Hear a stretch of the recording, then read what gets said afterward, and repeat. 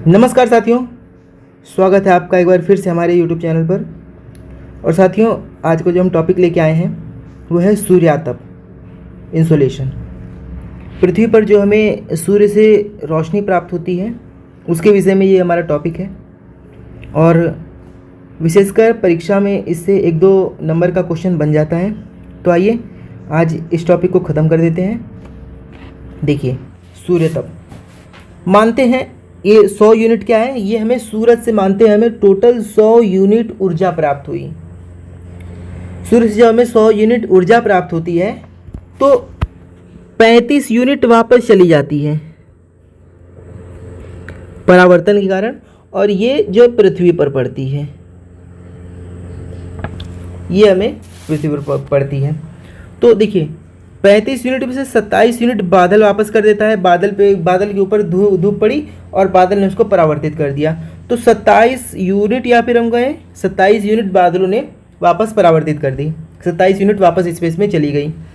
6 unit हमारा वायुमंडल लौटा देता है, और 2 यूनिट जो हमारे बड़े बड़े पर्वत है उस पर बर्फ़ जमी हुई है, तो बर्फ़ के कारण भी 2 यूनिट वापस चली जाती है। और ये बर्फ़ कैसी होनी चाहिए? ताज़ी बर्फ़। आपसे कोई पूछेगा कि बर्फ़ ज़्यादा परावर्तन करेगी या फिर ताज़ी बर्फ़, तो आप लोग हमेशा मारिएगा ताज़ी बर्फ़, वो जो है सूर्य की रोशनी का ज़्यादा परावर्तन करेगी। यहाँ पर ऐसी रोशनी आई और ये वापस दोबारा चली गई। 27 यूनिट पहुँचा दी वापस बादल ने परावर्तित कर दी। 6 यूनिट वायुमंडल ने परावर्तित की और 2 यूनिट हमारी बर्फ़ ने परावर्तित की। अब देखिए, जो 65 यूनिट बची, अगर हम 100 में से 35 घटा देंगे तो हमारी बचती है 65 यूनिट। और 65 यूनिट में से भी 14 यूनिट जो है, 14 यूनिट वो बादलों ने सोख ली। 27 यूनिट तो बादलों ने परावर्तित कर दी और 14 यूनिट बादलों ने सोख ली अपने में। और जो बचती है, अब 14 और घटा देंगे तो 51 बचती है। तो यही 51 जो है वास्तव में धरती पर पहुंचती है और यही धरती को गर्म करती है। अभी हम इन 51 को और डिटेल में देखेंगे। इसको एक बार दोबारा देखिए। 100 यूनिट मानते हैं सूर्य से टोटल ऊर्जा निकली, इसको हम परसेंट में भी कर सकते हैं, यहाँ पर मैंने यूनिट लिखा है। हम मानते हैं 100% या फिर 100 यूनिट ऊर्जा सूर्य ने हमें दी। 35 यूनिट वापस चली गई। कैसे वापस गई? 27% या फिर यूनिट बादल ने परावर्तित कर दी। 6 यूनिट वायुमंडल ने परावर्तित कर दी। 2 यूनिट बर्फ़ द्वारा परावर्तित की गई। इतना क्लियर हो गया। 27, 6 33 और 2 35, 35 यूनिट वापस स्पेस में चली गई। अब हमारे पास बचती है 65 यूनिट। 65 यूनिट में से भी 14 यूनिट जो है वो बादलों ने सोख ली। 14 यूनिट बादलों ने सोखी। अब हमारे पास जो धरातल पर सूर्य की किरणें हमें प्राप्त होती है, या फिर जो पृथ्वी को सूर्य की किरणें प्राप्त होती है, वो होती है केवल 51 यूनिट। 51 यूनिट ही धरातल पर पहुंच पाती है। अब इन 51 यूनिट को भी देखते हैं। देखिए, ये वो 51 यूनिट है जो कि हमें प्राप्त हुई है सूर्य से। इसमें भी 34 यूनिट और 17 यूनिट।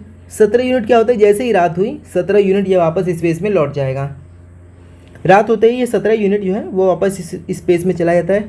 और अब हमारे पास जो रात्रि के समय जो यूनिट बचती है वो बचती है 34 यूनिट, जो कि पृथ्वी को वास्तविक रूप से गर्म रखे रहती है, जिसमें 19 यूनिट वो जो है पानी गर्म करती है। अगर ये चली जाए तो हमारा पानी बर्फ़ बन जाएगा।